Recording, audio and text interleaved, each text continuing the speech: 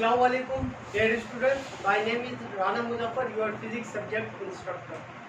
बेटा previous video में हमने डिस्कस किया था कि टाइम ऑफ फ्लाइट एंड आज जो हम डिस्कस करने वाले प्रोजेक्टाइल मोशन का जो लास्ट टॉपिक है हमारे पास वो है, हम कैलकुलेट करेंगे आज रेंज ऑफ प्रोजेक्टाइल मोशन। अगर आपने टाइम ऑफ फ्लाइट पढ़ा है या किसी ने स्टूडेंट ने टाइम ऑफ फ्लाइट के बारे में इंफॉर्मेशन नहीं है तो बेटा पहले आप टाइम ऑफ फ्लाइट को पढ़ें, उसके बाद हम आप कैलकुलेट कर सकते हैं रेंज ऑफ प्रोजेक्टाइल मोशन को। अब हमारे पास जैसे आपको मैंने बताया था कि पहले हमने कैलकुलेट किया था कि maximum height of projectile motion, अगर आपको याद हो तो हमने maximum height of projectile motion की डेफिनेशन लिखी थी कि जो टाइम है, जो डिस्प्लेसमेंट है वो हमारे पास किस में वर्टिकल के अंदर हो, इसके अंदर हमारे पास जो डिस्प्लेसमेंट वर्टिकल के अंदर कवर हो रहा था उसे हम क्या कर रहे थे, this is the maximum height of the projectile motion. आज हमारे पास जो टॉपिक है बड़ा इंपॉर्टेंट टॉपिक है जिसे हम कहते हैं range of projectile motion. Today we are calculate the range of the projectile motion. आज जो हम कैलकुलेट करने वाले हैं वो हमारे पास रेंज ऑफ प्रोजेक्टाइल मोशन है। अब इस रेंज ऑफ प्रोजेक्टाइल मोशन में जो आपके पास इंपॉर्टेंट एमसीक्यूज है, आपसे पूछता है कि आपकी वैल्यू कहाँ पर, आपको दो पेयर्स दे देगा, उसमें बताएगा कि आपकी वैल्यू कहाँ पर इक्वल आ सकती है। तो ये रेंज ऑफ प्रोजेक्टाइल मोशन के अंदर ही हम इसे कैलकुलेट करेंगे and range of projectile motion को कैलकुलेट करने के बाद हम उसके अंदर देखेंगे कि maximum range of projectile motion कहाँ पर आ रही है। क्योंकि आपसे ये जो इंपॉर्टेंट क्वेश्चन आपसे किए जा सकते हैं, तो टाइम ज़ाया क्यों, हम स्टार्ट करते हैं कि रेंज ऑफ प्रोजेक्टाइल मोशन। अब हमारे पास range of projectile motion, range of projectile motion.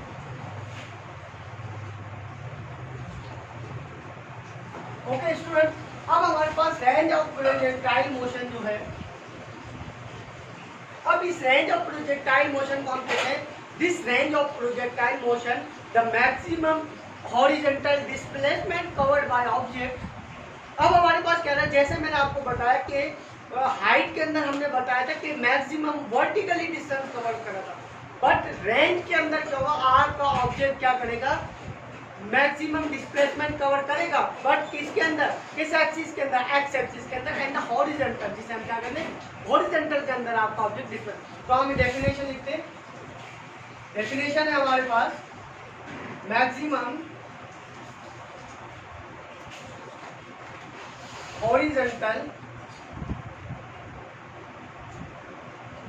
Horizontally distance या distance covered by object is called that range of projectile motion. अब आपको यहाँ से क्लियर होना चाहिए कि मैक्सिमम जो हमने हाइट पढ़ी थी उसके अंदर वर्टिकल की बात कर रहा था, बट इसके अंदर ऐसा नहीं है। इसके अंदर हम किसकी बात करेंगे कि आपके ऑब्जेक्ट एक्स एक्सिस के अंदर डिस्प्लेसमेंट जो कवर करे उसे हम कहते हैं इस called the range of the projectile motion. हम अब देखते हैं कि हमारे पास रेंज ऑफ प्रोजेक्टाइल मोशन है। ठीक है बेटा, ये हमारे पास है एक एक्स एक्सिस, ये हमारे पास है वाई एक्सिस, सॉरी ये एक्स एक्सिस है और ये हमारे पास क्या है, वाई एक्सिस। अब हमारे पास, अब हमने जो डिस्टेंस जो कवर करना है और जो कैलकुलेट करना है हमने वो क्या करना है, हॉरिजॉन्टल, क्या करना है हॉरिजॉन्टल। तो बहुत आसान है हमारे पास, हमने यहाँ से एक ओरिजिन पॉइंट था, हमारा ऑब्जेक्ट ने थीरो कराया हमने, अब ये थीरो कराया, हमारा ऑब्जेक्ट कहाँ चला गया, एक्स एक्सिस। अब हमने ये जो एक्स एक्सिस के अंदर जो डिस्प्लेसमेंट कवर हुआ है ये हमने कैलकुलेट करना है। कैसे, मैं यहाँ पर लिख देता हूँ कि आपके पास यहाँ से लेकर इसी का रेंज यहाँ तक का जो डिस्टेंस हमें वो कैलकुलेट करना है, वो यहाँ पर हमने क्या करना है, कैलकुलेट करना है। अब वो कैसे करेंगे, अब अगर आपको याद हो, आपने डिस्प्लेसमेंट का फार्मूला पढ़ा होगा, याद हो तो आपको बेटा, हमने डिस्प्लेसमेंट का फार्मूला पढ़ते हैं हम, S is equal to V multiply by T।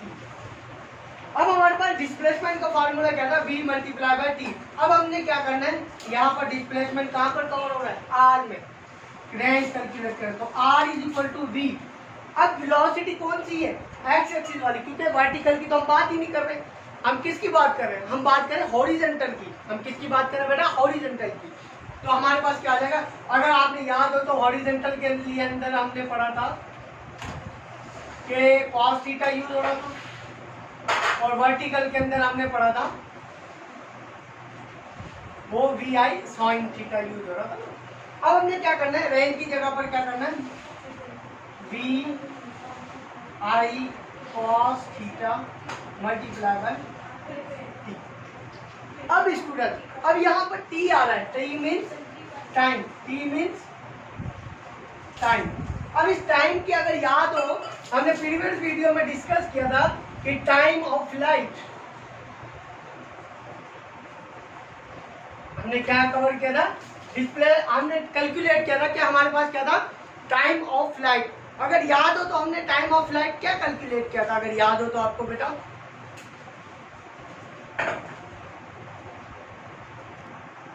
जी बेटा हमने पढ़ा था कि टाइम ऑफ लाइट की वैल्यू अगर आपको याद हो तो हमने वो पढ़ी थी कि वो बराबर होती है हमारी 2VI sin थीटा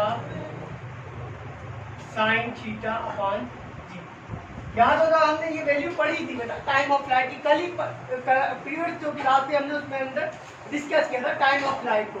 अब हमने करना है कि टी की जगह पे वो वैल्यू पुट कर देनी है, तो हमने क्या लिखना है, R is equal to VI cos theta multiply by T। तो T की वैल्यू कितनी है, 2VI sin theta upon G। अब वेरी सिंपल, अब हमने क्या करना है, इसको कैलकुलेट करना है। अब वो कैलकुलेट कैसे करेंगे, अब देखो बेटा cos theta 2VI sin theta और VI क्या होगा, VI एंड VI तो हमारे पास क्या हो गया, R is equal to VI square. Okay, तो आप यहाँ पर पहले लिख लेंगे, 2 को साइड पर जाकर लिख लेते हैं, 2 sin theta plus cos theta upon जी। ओके, यहाँ तक समझ में आया। इस VI को इस VI के साथ मल्टीप्लाई कर दिया, जब VI मल्टीप्लाई बाय VI करेंगे तो क्या आ जाएगा, VI का स्क्वायर। ओके बेटा, अब हमने क्या करना है, इस वैल्यू को, अभी हमारे पास एक कांस्टेंट वैल्यू है, अब हमारे पास अगर आपको याद हो ये 2 sin थीटा cos थीटा ये हमारा बराबर होता है sin 2 थीटा। हमारे पास 2 sin theta and cos theta जो हमारे बराबर होता है वो किसके बराबर होता है, sin 2 थीटा के। किसके बराबर होता है, तो हमने क्या करना है, वैल्यू पुट करनी है। तो हमारे पास R इज इक्वल टू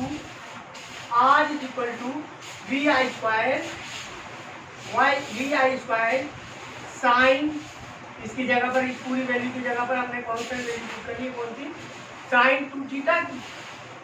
यहाँ पर आ गया sin 2 थीटा अपॉन में हमारे पास जी था, ये जी।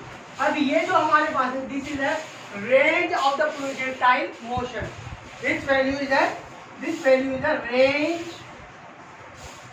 Of projectile motion.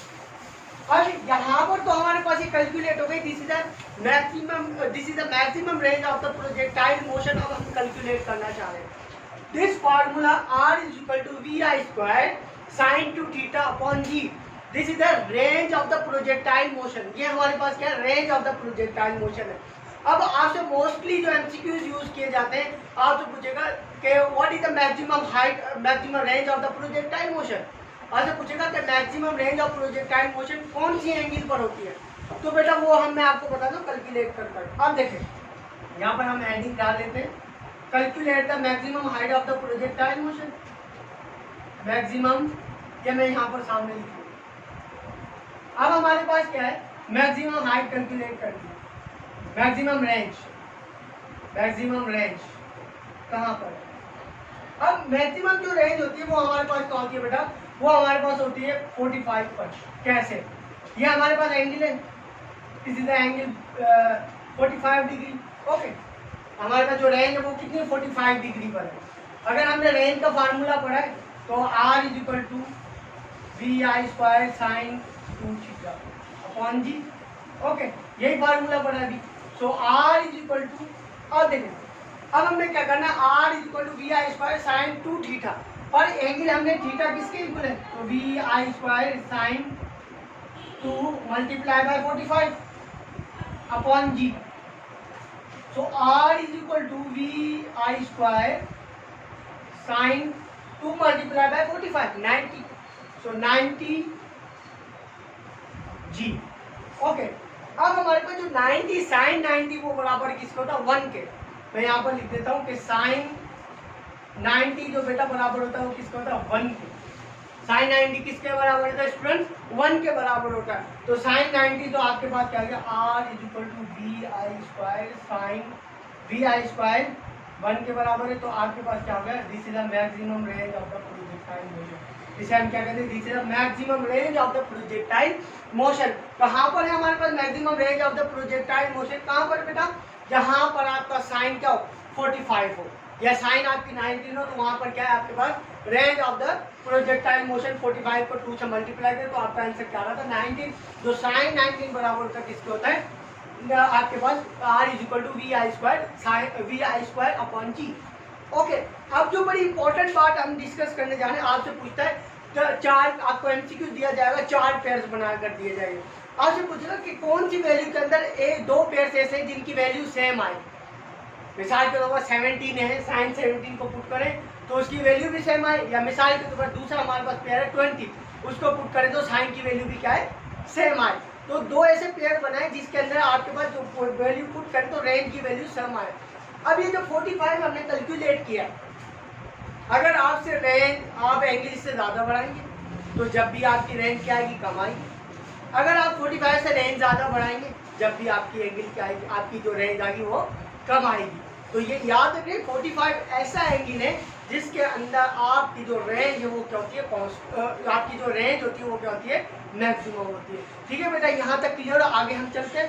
अब हमारे पास पेयर्स कैसे बनाए। अब देखिए बेटा, अगर हम ऐसे रिमूव कर देता हूँ कि हमारे पास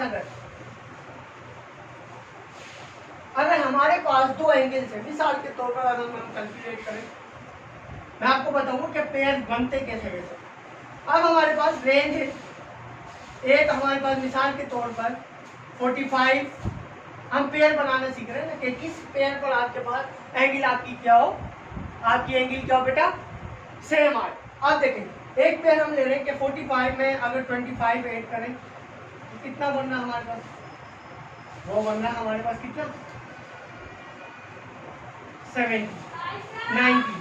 ओके, अब हमारे पास एक एंगल ऐसी 45 में जिस वैल्यू से जो 45 वैल्यू आप ऐड करें, सुनना बेटा गौर से, जो वैल्यू आप 45 में ऐड करें this is the maximum, 45 angle is the maximum angle. उस 45 में आप 45 में जितना ऐड करें और उसी 45 में उतना ही माइनस करें जितना ऐड करें। मिसाल तो 45, तो 45 में से माइनस भी आप कितना करें 25 को ही माइनस करें, वो जो पेयर बनेगा ना वो आपके पास क्या बनेगा रेंज आपके पास इक्वल आएगा। ये हमारे पास क्या 20,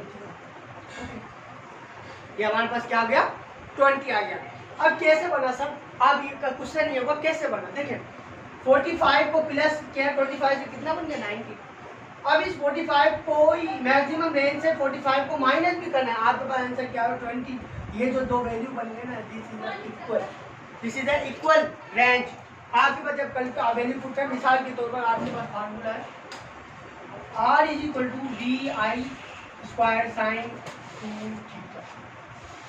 अब वैल्यू पुट करें r is equal to V I square sine 2 multiply by कितना 90, कितना हो जाएगा 180। तो आपके पास आंसर जो आएगा ना बेटा साइन 180 निकालेंगे तो आपके पास आंसर आएगा r इज इक्वल टू 0.9426 या 6 वेक्टर से आएगा। अगर आप उसका भी निकालेंगे 20 का भी निकालेंगे r is equal to V I square sine 2 multiply by 20। जब साइन आप 40 निकालेंगे r is equal to V I square sine 2 multiply by 40, तो आपके पास इसका भी आंसर क्या आ जाएगा 0.64। ये जो रेंज है ये आपके पास रेंज क्या आई है बेटा 0.42, यहाँ पर भी यही आई है और 180 पर भी क्या आई है 0.42। दिस रेंज इज है दिस पेयर इज है इक्वल। आपके पास रेंज निकालेंगे तो दोनों का क्या आ जाएगा इक्वल आ जाएगा। इससे मल्टीप्लाई करें 45 में प्लस करें 25 को, आंसर आ रहा है 90। उसी 25 को 45 से माइनस भी करें, जो आंसर आ रहा है वो जो आपके पास क्या बनाएगा, पेयर्स बनाएंगे। देखिए फॉर एग्जाम्पल अगर हमारे पास इस तरीके से वैल्यू है, आज से कहें कि रेंज कैसी हो, रेंज आपके पास मिसाल के तौर पर आपको पेयर दी हो, नंबर 1 जो है हमारे पास वो है 60 45, नंबर 2 है हमारे पास ऑप्शन ए करने से बी करने स्टूडेंट, आपके पास है 70 19, सी हमारे पास है